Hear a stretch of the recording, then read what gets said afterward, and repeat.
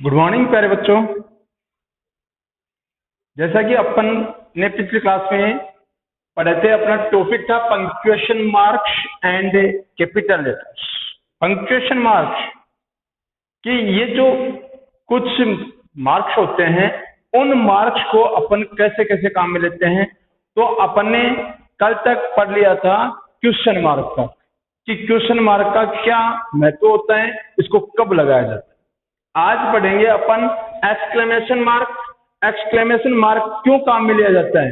Exclamation mark का प्रयोग यदि हमें कोई अफसोस होता है, आश्चर्य होता है, खुशी होती है, दुख होता है, या हम किसी की प्रशंसा करते हैं, या फिर हमें किसी से घृणा होती है ना, तो हम इन एक्सक्लेमेशन वर्ड जो मार्क्स है इनका प्रयोग करते हैं। ठीक है। अब एक्सक्लेमेशन में इस तरह का एक मार्क आता है जिसमें ऊपर लाइन खींची हुई होती है, नीचे बिंदु होती है। ठीक है। इसमें अपन कोई भी सुख, खुशी, दुख, आश्चर्य, प्रशंसा या घृणा अपन शो कर सकते हैं। जैसे alas, he has died।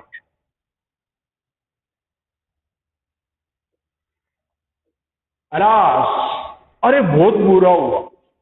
Alas का मतलब बहुत बुरा हुआ। ही हैज डाइड, वह मर गया, वह तो मर चुका है, मर गया है। इसका मतलब अलास लिख करके अपन ने क्या किया, एक एक्सक्लेमेशन मार्क लगाया। एक्सक्लेमेशन मार्क का मतलब यहां दुख व्यक्त किया जा रहा है। इसी के साथ साथ अपन खुशी व्यक्त करते हैं, तो जैसे कहते हैं अपन हुर्रा, ओ है, वाह। ठीक है ना। ऐसा करके अपन एक्सक्लेमेशन मार्क लगाते हैं। और आई हैव वॉन,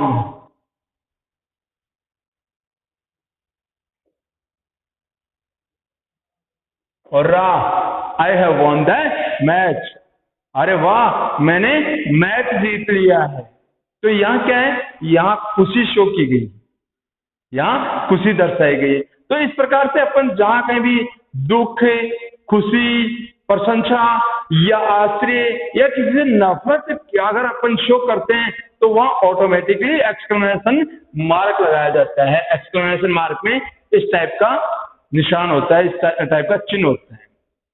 ठीक है। उसके बाद है कोटेशन मार्क्स या इन्वर्टेड कॉमास। कोटेशन मार्क्स या इन्वर्टेड कॉमास ये क्या होते हैं भाई। अगर कोई बात अपन लिख रहे हैं और उस बात, ये अधिकांश क्या करते हैं, ये डायरेक्ट और इनडायरेक्ट नरेशन होते हैं ना, ये डायरेक्ट नरेशन में काम में आते हैं। जो हमारे डायरेक्ट स्पीच है, उन डायरेक्ट स्पीच में ये अधिकांश काम आते हैं। और डायरेक्ट नरेशन में काम आते हैं, इसमें क्या करते हैं, अपने पास दो कुर्सियां होती है। कौन कौन सी, एक डायरेक्ट के अंदर जो रिपोर्टिंग वर्ब है वो, दूसरी होती है रिपोर्टेड स्पीच। तो रिपोर्टेड स्पीच जो होती है ना, उस रिपोर्टेड स्पीच को अपन इन्वर्टेड कॉमा में बंद करते हैं। और कई कई बार क्या होता है कि रिपोर्टेड स्पीच को खुला लिख देते हैं, मतलब पहले लिख देते हैं, रिपोर्टिंग वर्ब को बाद में लिखते हैं। कई बार रिपोर्टिंग वर्ब को पहले लिखा जाता है, रिपोर्टेड स्पीच को बाद में लिखा जाता है। लेकिन रिपोर्टेड स्पीच क्या होता है, ये कोमा में, इन्वर्टेड कोमा में बंद होता है। और बंद होता है तो इसमें इन्वर्टेड कोमा या फिर कोटेशन मार्क्स जो है इनको काम में ले जाया जाता है। It comes in direct speech. अभी मैंने बताया ना आपको, डायरेक्ट नरेशन या डायरेक्ट स्पीच, ये डायरेक्ट नरेशन या डायरेक्ट स्पीच में काम में लिया जाता है। जैसे इसका एक एग्जांपल बताता हूं मैं। डायरेक्ट नरेशन में अपना सेंटेंस कैसे आता है। He said you are great.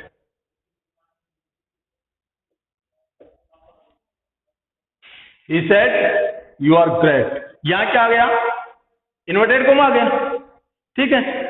कुछ हिंदी में शब्द होते हैं या इंग्लिश में भी कुछ वर्ड्स ऐसे होते हैं, कुछ सेंटेंस ऐसे होते हैं जिनको अपन कोटेशन मार्क्स में भी बंद करते हैं, जिसमें आदमी की जो एडजेक्टिव्स हैं, जो उसकी विशेषताएं हैं, उन विशेषताओं को इंडिकेट करते समय भी हम ये कोटेशन मार्क्स जो हैं, इन कोटेशन मार्क्स में उन सेंटेंसेस को बंद करते हैं।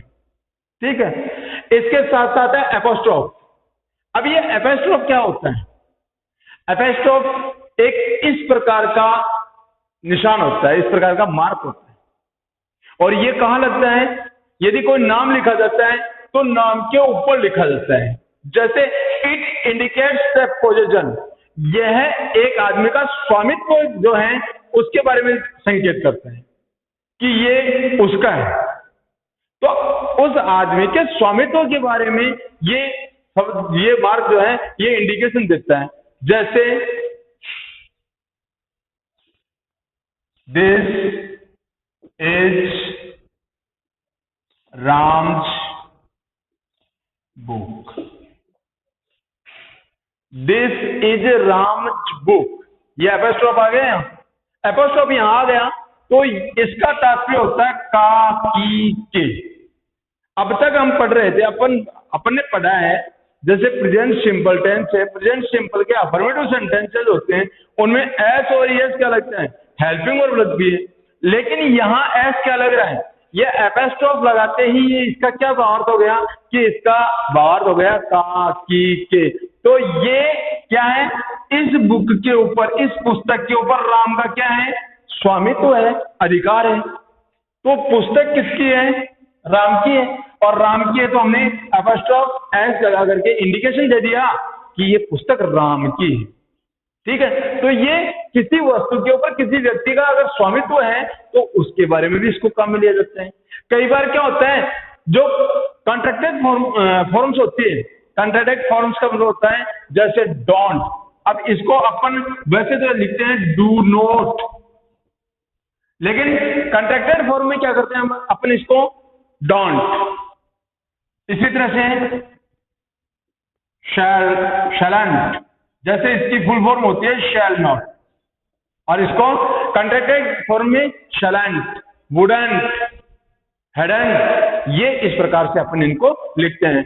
तो ये दो तरीके से आता है। एपोस्ट्रोफ क्या होता है? ये एपोस्ट्रोफ जो है ये या तो आदमी का जो पोजीशन होता है, किसी वस्तु के ऊपर स्वामित्व होता है, उस स्वामित्व को इंडिकेट करता है, या फिर कॉन्ट्रैक्टेड फॉर्म होती है जैसे डोंट है, शैलेंट है, वुडंट है, हेडंट है, डिडंट है, आदि शब्दों को अपन कॉन्ट्रैक्टेड फॉर्म में लिख सकते हैं।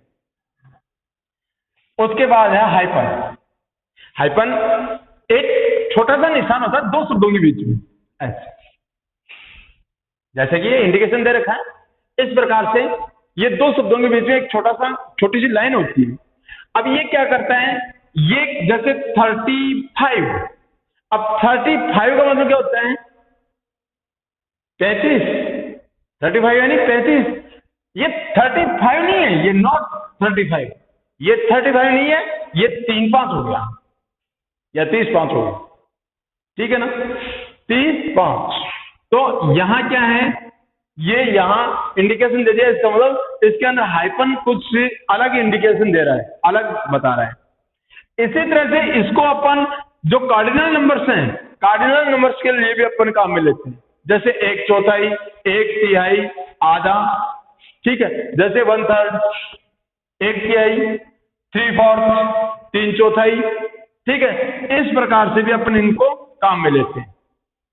उसके साथ साथ यदि कोई लंबे समय से कोई बात हुई है तो उस बात को शो करने के लिए, या कोई ऐसा घटना हुई है जो कि लंबे समय तक चलती रही है, या फला सन से लेकर फला सन तक चलती रही है, जैसे 1857 से लेकर 1947 तक अगर कोई क्रांति हुई है, या 1857 से लेकर 1947 के बीच कोई घटनाएं घटित हुई है, तो उनके बारे में शो करने के लिए अपन ये जो हाइपन मार्क है इसको लगाते हैं।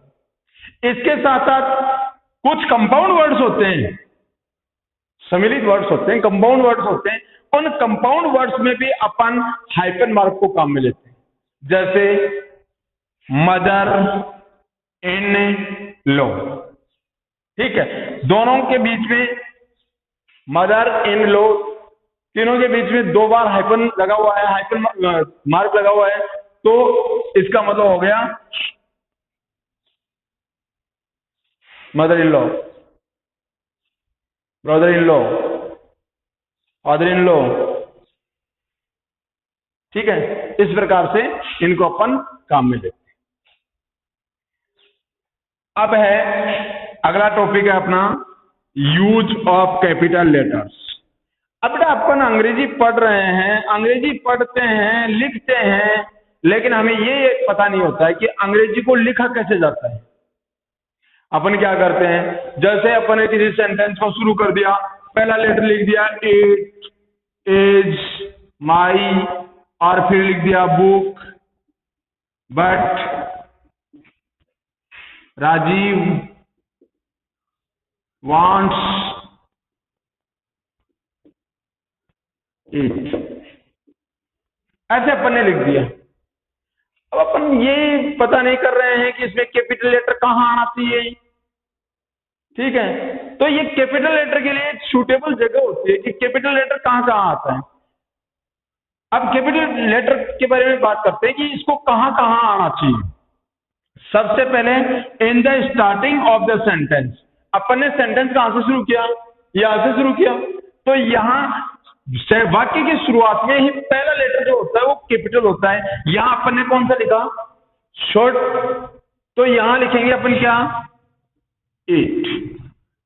ठीक है, उसके बाद in the sentence of the quotation marks. अब कोटेशन मार्क्स के अंदर ये जो इस प्रकार की चीजें आई है, ठीक है, इस प्रकार की जब चीजें आई तो यहां ये यू है ना, ये बड़ा है, वाई क्या है, ये वाई बड़ा है। कोटेशन मार्क्स के बीच में अगर कोई लेटर आया है और वो पहला लेटर जो है वो पहला लेटर कैपिटल लेटर से शुरू होता है, उसके बाद आप शॉर्ट हैंड राइटिंग लिख सकते हैं। ठीक है, और उसके बाद तीसरी स्थान पे पर्सनल प्रोनाउन। अब पर्सनल प्रोनाउन होता आई। ठीक है, अब इस आई, ये आई कहीं भी आ जाता है ना, वाक्य के बीच में चाहे कहीं भी आ जाए, आप उसको आई इसलिए इस तरह से नहीं लिख सकते, आपको आई कैपिटल ही लिखना होगा। ठीक है, तो पहली बात, वाक्य के शुरुआत में, वाक्य के शुरू का जो लेटर है, अक्षर जो है वो कैपिटल हो। दूसरा, यदि कोई कोटेशन मार्क्स के बीच में आता है, ठीक है, इसके बीच में या इसके बीच में अगर कोई वर्ड आता है तो इसका पहला लेटर जो है वो कैपिटल होगा, पहला लेटर कैपिटल होगा। उसके बाद आपका सेकंड एबीसीडी में चल सकते हैं। पर्सनल प्रोनाउन अगर ये कहीं भी आया है, वाक्य शुरू हो गया और यहां अगर आई आ गया तो वाक्य चलता जाएगा, लेकिन आई कैपिटल ही आएगा। ठीक है, अगली बात है प्रॉपर नाउन या प्रॉपर एडजेक्टिव। प्रॉपर नाउन या प्रॉपर एडजेक्टिव जो है उसके जो नामवाचक संज्ञा या नामवाचक जो विशेषण है उनके लिए भी आई जो कैपिटल लेटर है वो बीच में कहीं भी आ सकते हैं। जैसे ये रोहित, रोहित शुरू से स्टार्ट हुआ इसलिए आर कैपिटल आ गया। रोहित एन इंडियन, अब ये रोहित की क्या है, ये एडजेक्टिव है, ये भारतीय गुण बता रहा है। रोहित क्या है, भारतीय है। इंडियन इसका एडजेक्टिव है रोहित का, तो ये क्या आ गया, नामवाचक विशेषण आ गया। तो विशेषण आ गया तो आई क्या आ गया, इंडियन, आई कैपिटल आ गया। इसके साथ साथ लिव्स इन इंडिया, ये क्या है, ये प्रॉपर नाउन है। ठीक है, तो प्रॉपर नाउन है तो इसके लिए आई जो है ये कैपिटल आ गया। ठीक, अगला है यदि वाक्य के बीच में अंग्रेजी वाक्य लिख रहे हैं और अंग्रेजी वाक्य लिखते समय अगर हमारे वाक्य के बीच में किसी दिन का नाम आ जाए, जैसे संडे, मंडे, ट्यूसडे, वेडनेसडे, जो भी है, दिन का नाम आ जाए, ठीक है, जैसे संडे है तो उसका एस बड़ा आएगा, मंडे है तो एम बड़ा आएगा। यदि महीने का नाम आ जाए तो जैसे जनवरी है तो जनवरी में जे बड़ा आएगा, फरवरी है तो एफ बड़ा आएगा। यदि इसके साथ साथ ईयर का नाम आ जाए तो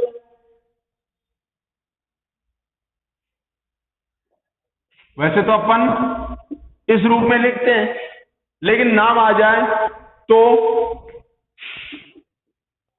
20, ठीक है, टी बड़ा आएगा। इसके साथ साथ यदि कोई धर्म की बात आ जाए, जैसे हिंदू, मुस्लिम, क्रिश्चियन, ठीक है, कोई भी नाम आ जाए तो पहला लेटर जो है ये कैपिटल आएगा। इसके साथ साथ यदि कोई फेस्टिवल आ जाए, कोई त्योहार आ जाए, तो त्योहार के लिए भी जो पहला लेटर है वो कैपिटल आएगा। जैसे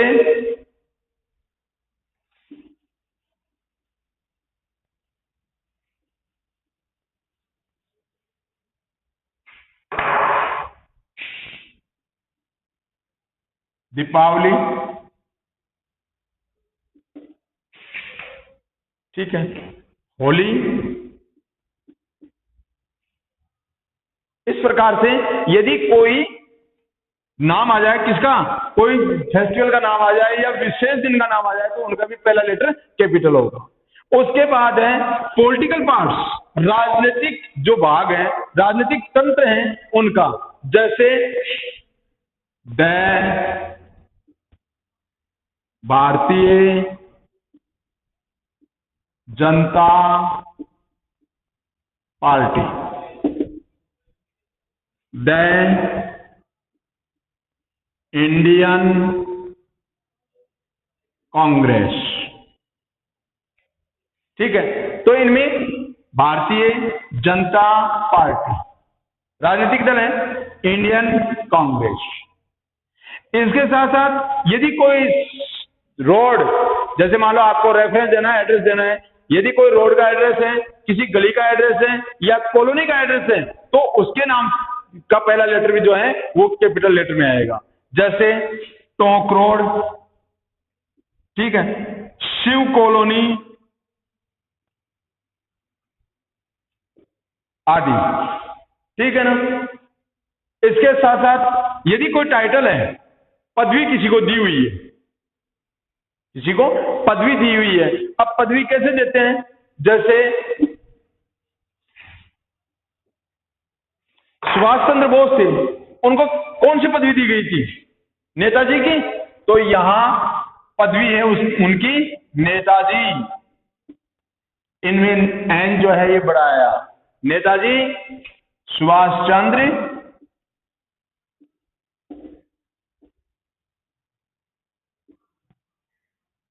बोस,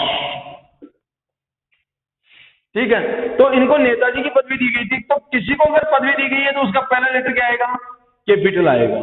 इसके साथ साथ यदि कोई उपाधि दी गई है, यदि किसी को उपाधि दी गई है, जैसे डॉक्टर मनमोहन सिंह, तो मनमोहन सिंह भी इनका नाम है, लेकिन इनको क्या दिया गया है, एक डॉक्टर की उपाधि दी गई है, डिग्री दी गई है, और इस डिग्री के लिए उनकी डिग्री का जो नाम आता है उसमें पहला लेटर कैपिटल आता है।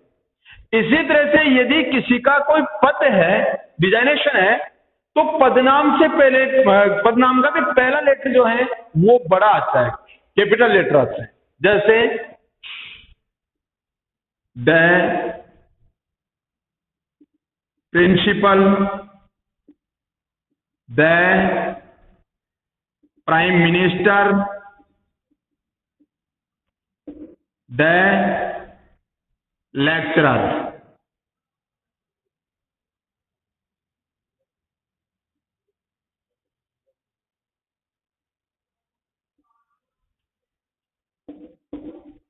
तो ये क्या है, पदनाम से पहले भी, ये पदनाम है ना, पदनाम में भी पहला लेटर जो है वो कैपिटल आता है, ठीक है। तो इस प्रकार से बेटा अपने ये जो punctuation marks and capital letters को कैसे यूटिलाइज करते हैं, ये यूज ऑफ कैपिटल लेटर्स हैं, और ये पंक्चुएशन मार्क्स आपके कंप्लीट हो गए। अगली क्लास में अपना अगला कोई नेक्स्ट टॉपिक लेके चलेंगे। इससे पहले आप लोग इनके ऊपर अच्छी तरह से गौर से देखो और इनको पढ़ो, ठीक है।